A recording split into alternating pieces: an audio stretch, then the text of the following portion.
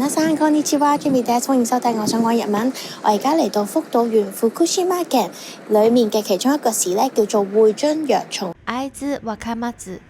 咁今次呢，我就會喺呢度深度遊，包括呢會去大內宿啦，一個好似鬼滅之刃咁嘅溫泉酒店大村莊啦，同埋去欣賞櫻花白選入邊嘅學之城嘅。呢條片呢，我會用呢個 vlog 嘅形式啦，一路去旅行，一路呢帶大家去有少少嘅日文啦嘅分享嘅。咁我哋而家就出發啦。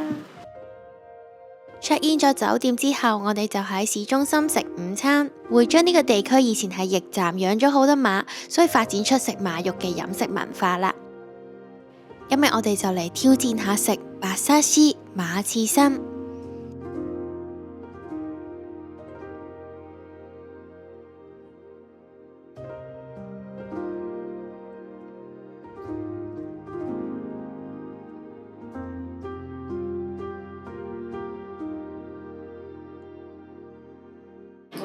有啲硬，要咬好耐。我呢嚿有冇？我覺得要咬好耐。我終於諗到個味似乜嘢，似嗰啲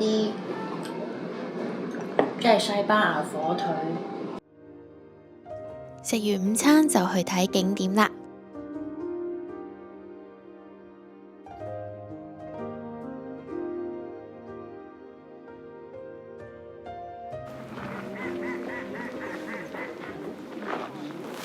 而家我嚟到呢個呢，就係會津若松城啦，佢嘅日文呢係若松町，而佢亦都有個別名呢，就叫做學之城嘅鶴ヶ城。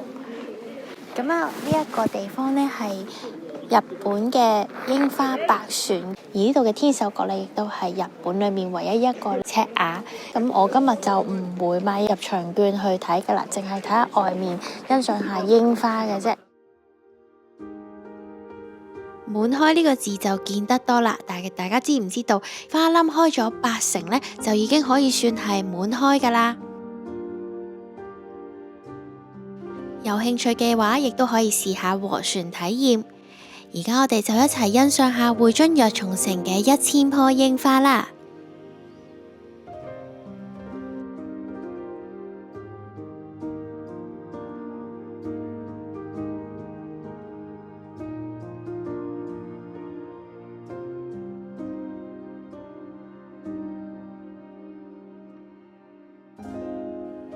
喺天守閣售票處嘅隔離，仲可以同呢一個赤べこ會津嘅吉祥物影相添啊！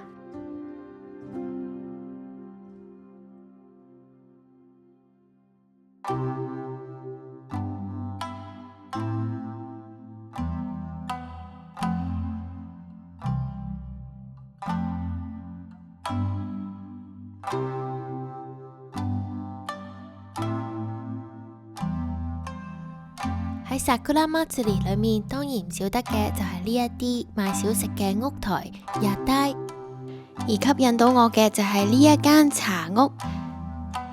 いらっしゃいませ。抹茶ラテ抹茶ラテお願いします。お一つでよろしいですか？はい700円なので300円お返しです。そちらでお待ちください。抹茶ラテ一つです。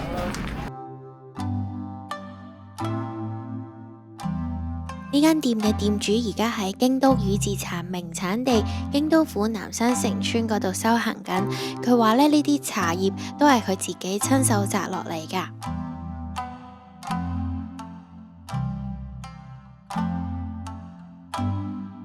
はい、お待たせしました。お召し上がりください。ありがとうございます。お願いします。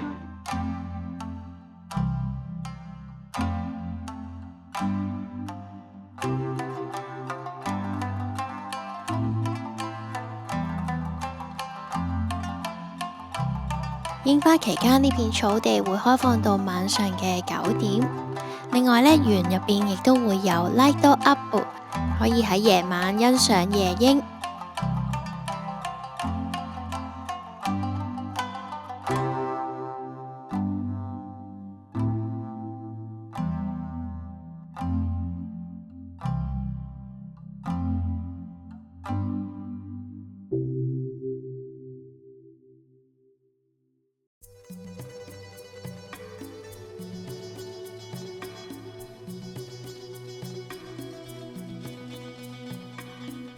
喺會津若松市中心呢，亦都有一條7日丁通非常之有特色嘅歷史老街，佢係以大正浪漫嘅氛圍出名嘅。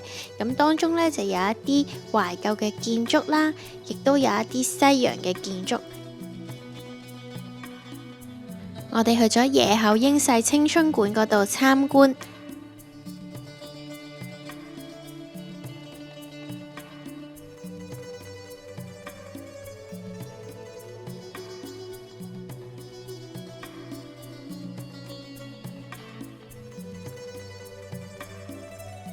同埋睇下街道兩旁嘅小店，呢間鋪頭叫做 Tsumugi， 將回收嘅紙盒再做成布料，然後重新去做一啲傳統嘅手工藝出嚟。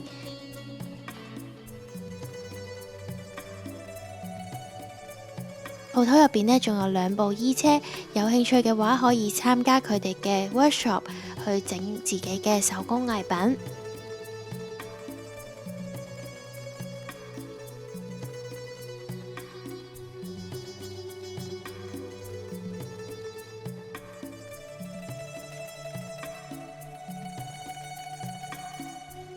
頭先嘅綠茶實在太好飲啦！咁喺7日丁通呢都有佢哋嘅本店 Koi Haru， 咁可以試下佢嘅綠茶同埋綠茶甜品。卡拉 OK， 冇嘢做，去卡拉 OK 玩。